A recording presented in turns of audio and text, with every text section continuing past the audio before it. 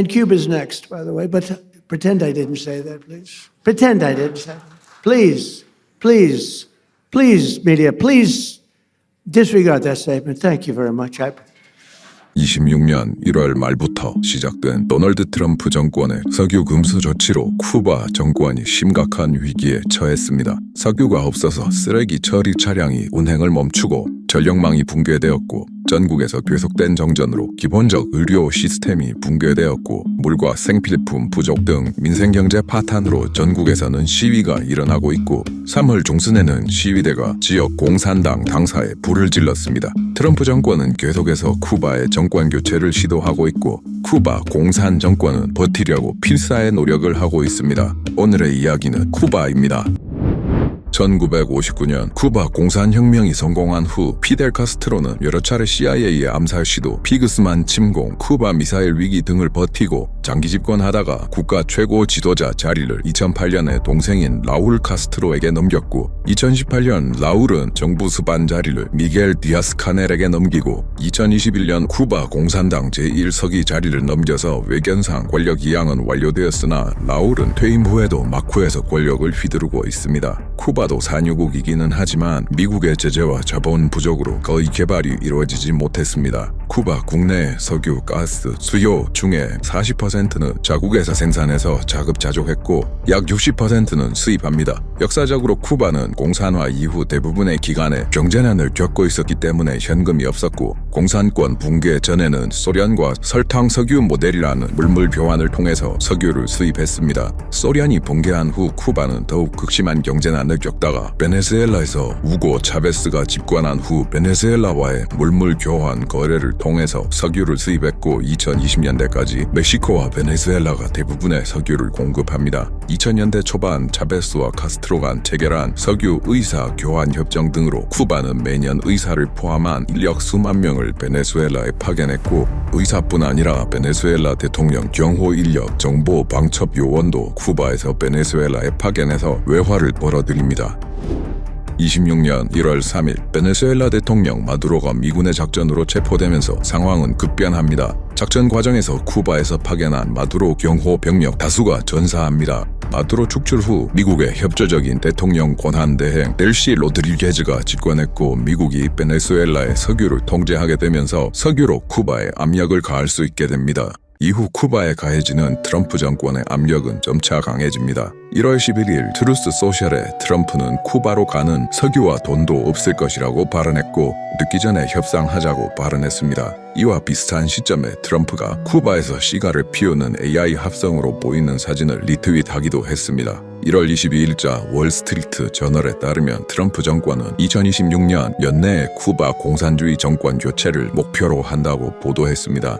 미국은 정권 교체의 수단으로 관세를 이용한 석유 금수 조치를 선택했고 석유를 막아서 쿠바 경제를 붕괴시키려고 시도했습니다. 26년 1월 29일 트럼프는 행정명령 14,380호에 서명합니다. 이 행정명령에서 쿠바의 위협에 대해서 국가 비상사태를 선포했고 쿠바에 직접 또는 간접으로 석유를 공급하는 국가들로부터 미국으로 수입되는 물품에 대해서 추가 관세를 부과할 권한을 부여했습니다. 쿠바에 대한 최대 석유 수출국이었던 멕시코도 대외적으로는 자주적 의사결정이라고 말하면서 1월 27일에 석유 수출 중단을 발표합니다. 멕시코는 쿠바에 대한 인도주의적 지원으로 방향을 바꾸고 식량과 의약품을 보냈습니다. 미국이 관세를 수단으로 쿠바에 대한 원유 수출을 막기 위해 위협하더라도 러시아는 우크라이나 전쟁 시작 이후에 거의 모든 경제 제재를 다 받고 있기 때문에 보복 관세가 효과가 없습니다. 러시아 외무부 장관 라브로프는 지속적으로 베네수엘라와 쿠바의 국민들이 스스로의 운명을 결정지어야 한다고 말하면서 쿠바에 대한 연대를 표시했고 석유 봉쇄가 진행 중이던 2월 하순에는 푸틴이 쿠바 외무부 장관과 만난 자리에서 러시아는 언제나 쿠바의 독립을 위해서 항상 쿠바 편에 서 있다고 말했습니다. 폴리티코에 따르면 미국의 서반구 개입 의지를 시험해보기 위해서 러시아가 쿠바의 원유 수출을 시도하는 것으로 보인다고 합니다. 2월 초에 키프로스 인근 해상에서 환적으로 러시아산 경유를 적재한 홍콩 국적 선박의 시호스가 쿠바로 접근했으나 미국의 압박이 강해지자 대서양에서 표류하다가 쿠바행을 포기하고 베네수엘라 쪽으로 이동했다고 합니다. 두 번째 시도는 러시아 국적의 유조선 아나톨리 콜로드킨이 3월 9일경에 러시아 프리모르스크에서 73만 배럴을 적재하고 쿠바로 이동했습니다. 이 배를 막기 위해서 미국 해안경비대 경비함정 2척이 파견되었고 아나톨리 콜로드킨은 쿠바행을 포기하고 방향을 바꿉니다.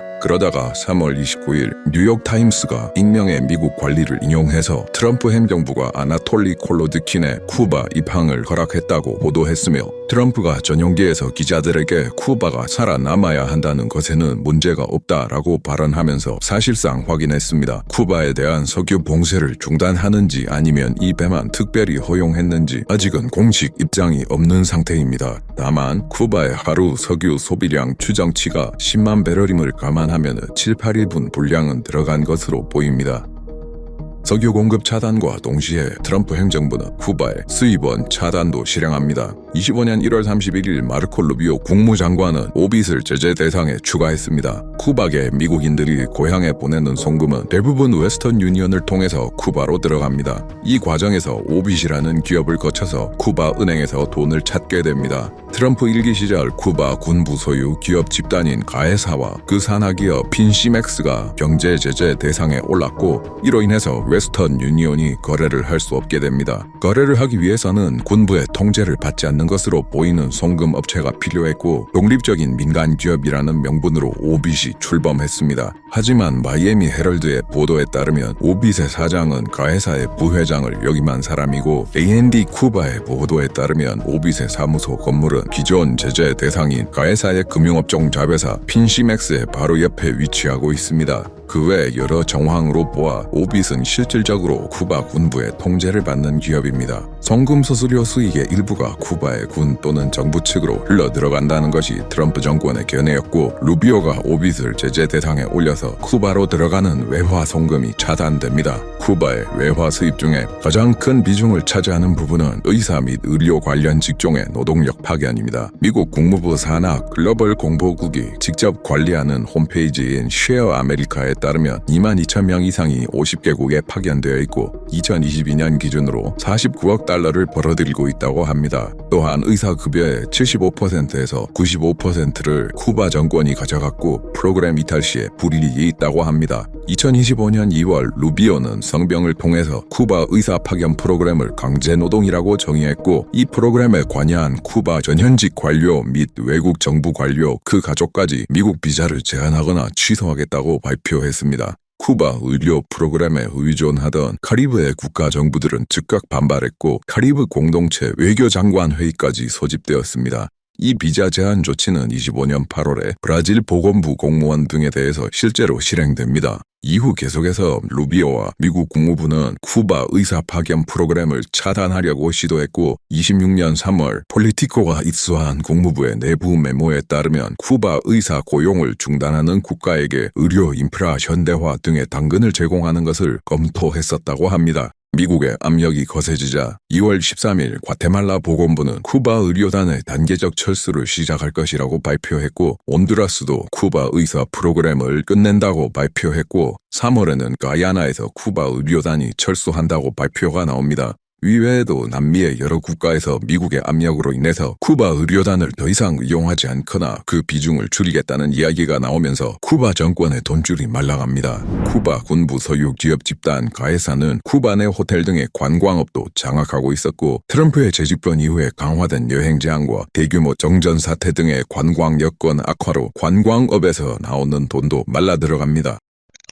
기름과 돈이 없다는 것도 문제지만 쿠바는 식량까지 모자란 상황이기 때문에 상황이 더욱 악화됩니다. 혁명 전에는 식량 수입 의존도가 크지 않았습니다. 그러나 카스트로의 혁명 이후에 소련식 집단 농장과 국가 계획에 따라 설정된 할당량을 채워서 지정된 가격에 국가에 판매해야 되는 방제 수매 제도가 시행되었고 쿠바 공산당의 농업개혁으로 설탕을 수출하고 식량과 기름을 수입하게 됩니다. 이후 쿠바의 농업 정책은 수십 년간 실패를 계속했고 2007 2007년 쿠바 경제계획부 차관이 기초 식료품의 80% 이상이 수입에 의존한다고 밝혔고 여타 논문 등에서는 60%에서 80% 사이의 범위로 수입 의존도를 추정합니다. 그러나 쿠바의 망가진 경제로 인해서 돈이 없어서 다 돈 주고 수입하는 것은 아니고 24년도 기준으로 1,000만 명 정도 살고 있는 섬에서 유엔 식량계획 WFP의 지원을 받은 인구가 130만 명일 정도로 식량 사정은 열악했습니다. 2025년 10월에 허리케인 멜리사가 쿠바 남동부에 상륙했고 이전부터 취약하던 농업 기반에 막대한 피해를 입힙니다. 이 상황에서 트럼프 정권의 제재가 더해지자 달러, 석유, 식량이 모두 모자란 심각한 위기가 시작됩니다. 여기에 상황을 더욱 악화시킨 것은 전력 인프라의 노후화 문제였습니다. 쿠바의 발전시설들은 대부분 60년대, 80년대에 건설된 석유화학 발전소이고 열악한 경제 사정으로 인해서 적절한 유지 보수 없이 설계 수명을 한참 초과한 채로 계속해서 가동되고 있었습니다. 수년간 중국에서 태양광을 도입해서 에너지 인프라를 어느 정도 개선하기는 했지만 쿠바에는 전력 저장 장치도 부족했기 때문에 전력 수요가 피크인 밤에는 무용지물이었습니다. AFP가 계산한 25년 기준 피크 전력 수요량은 3,300메가와트이지만 평균 공급량은 거의 절반에 불과했고 매일 10시간 넘게 순환정전이 계속되던 상태였습니다. 순환정전이 실시 중임에도 불구하고 24년부터 전국적인 대규모 정전이 반복되고 있으며 대본을 쓰고 있는 26년 3월을 기준으로 전국 완전 블랙아웃이 3월에만 3차례 발생했고 일부 경우에는 복구에 2일 이상 걸리는 경우도 많았습니다. 전력망 자체가 붕괴하고 있는 상황입니다.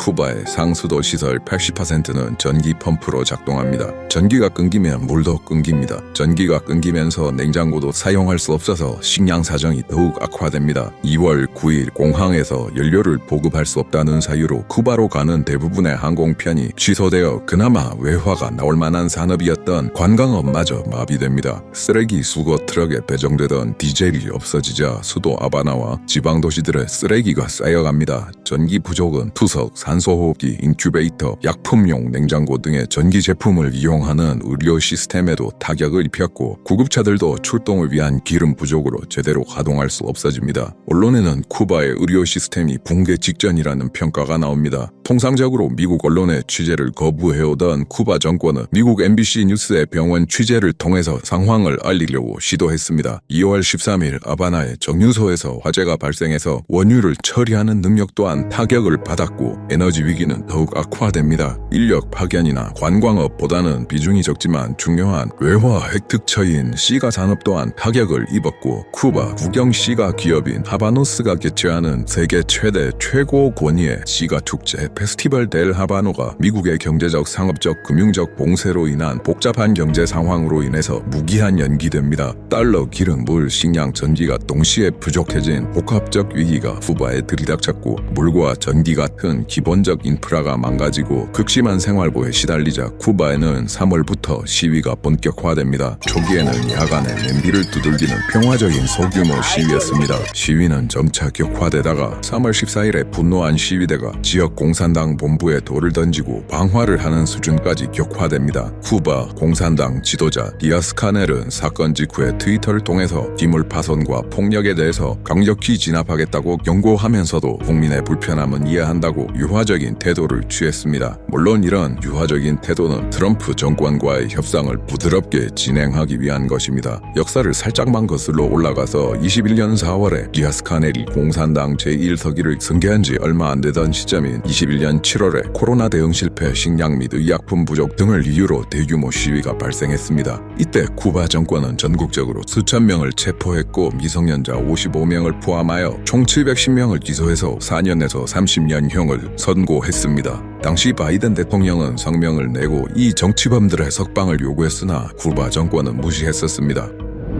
트럼프 정권은 마두로 체포 직후인 1월 3일에 쿠바는 실패한 국가이기 때문에 결국 논의하게 될 것이라는 발언으로 쿠바를 다음 압박 대상으로 정했다고 발언을 했으나 이란에 대한 개입을 먼저 시작했고 일시적으로 쿠바에 대한 발언 수위는 낮아졌습니다. 미국의 정권 교체 압력에 직면한 쿠바 정권은 미국과의 물밑 접촉을 시작했습니다. 2월 하순에 세인트 키츠에서 열린 카리브 공동체 정상회의에 참가한 마르코 루비오는 라울 카스트로의 손자이자 병호 국장을 역임했고 현재 쿠바 권력의 핵심 실세 중의 하나인 라울 기에르모 로드리게즈 카스트로와 비공개로 회동을 가졌고 이 자리에서 미국의 요구를 일부 수용하는 대가로 쿠바에 대한 제재 완화 가능성을 논의했다고 합니다. 마이애미 타임즈는 이 회동을 보도했고 이 보도 이후에 라울 기에르모 로드리게스 카스트로가 차기 지도자 후보로 급부상하게 됩니다. 3월에 보도된 AP의 기사는 다른 후보에 주목합니다. 이에 따르면 라울 카스트로의 누나인 앙헬리타 카스트로의 외손자인 오스카 페레즈 올리바 프라가라는 인물이 차기 지도자가 될 가능성이 있다고 보도했습니다.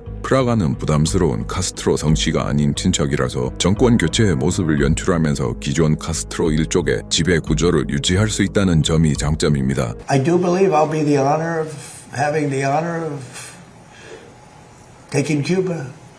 That'd be good. That's a big honor. 6월 말부터 트럼프는 쿠바를 우호적으로 접수할 수 있다는 발언을 하면서 압박의 수위를 높여갔습니다. 이와 동시에 공화당 매파 인사들의 쿠바 관련 발언도 강해집니다. 26년 1월에 이란 정권 교체를 주장하면서 메이크 이란 그레이트 어게인 모자를 쓰는 퍼포먼스를 했던 린지 그레이엄 상원 의원은 3월 8일에는 프리 쿠바 모자를 쓰는 퍼포먼스를 했습니다. 트럼프도 3월 내내 여러 차례 쿠바 정권 교체를 언급했습니다. 외신 보도로 트럼프 정권과 협상이 진행 중인 사실이 어느 정도 쿠바 국민들에게 알려진 뒤인 26년 3월 13일 쿠바 공산당 제1서기 미겔 디아스 카넬은 국영TV 연설을 통해서 미국과의 외교 협상이 진행 중임을 공식적으로 발표합니다. 3월 16일 뉴욕타임즈는 복수의 익명 소식통을 인용해 트럼프 정권이 쿠바를 실질적으로 지배하는 카스트로 가문을 인정하는 대신에 미겔 디에스 카넬의 하야를 요구했다고 합니다. 루비오는 곧바로 뉴욕타임즈의 보도를 부인했고 뉴욕타임즈는 루비오의 주장을 재반박했습니다.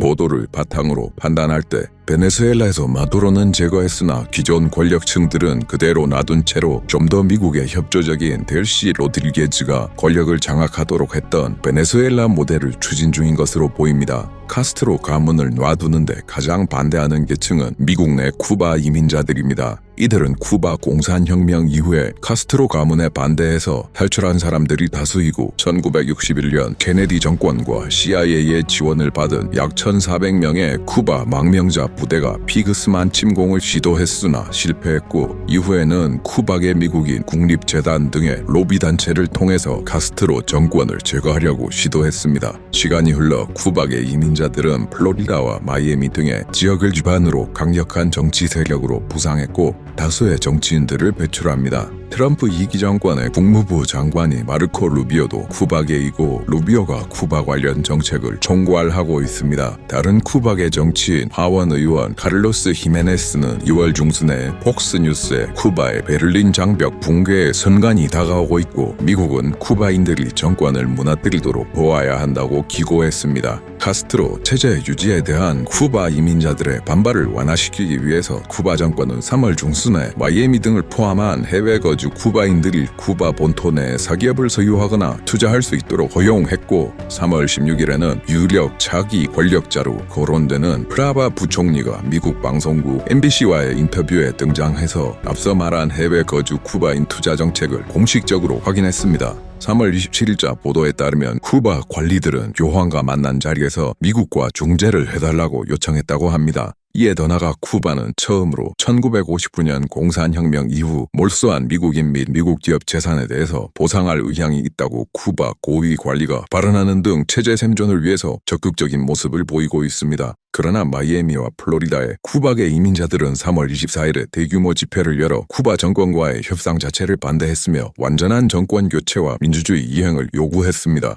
디아스 카넬 정권은 미국에 대해서 이권을 제한하는 유화책만 하는 것이 아니고 군사적으로 저항하겠다는 의사도 공개적으로 밝힙니다. 3월 18일자 트위터에서 디아스 카넬은 외부에서 침략해오는 어떤 세력도 난공불락의 저항에 부딪히게 될 것이다 라고 발언했습니다. 3월 22일 쿠바의 외무부 차관 칼로스 페르난데스 데 호시오는 MBC의 미트 더 프레스라는 방송에 출연해 쿠바군은 항상 준비되어 있으며 현재 군사적 침략 가능성에 대비하고 있다고 발언했습니다. 이란에서 상황이 정리되면 트럼프 정권은 쿠바에 더욱 집중할 가능성이 높아 보입니다. 오늘 이야기는 여기까지입니다. 구독과 좋아요 부탁드립니다.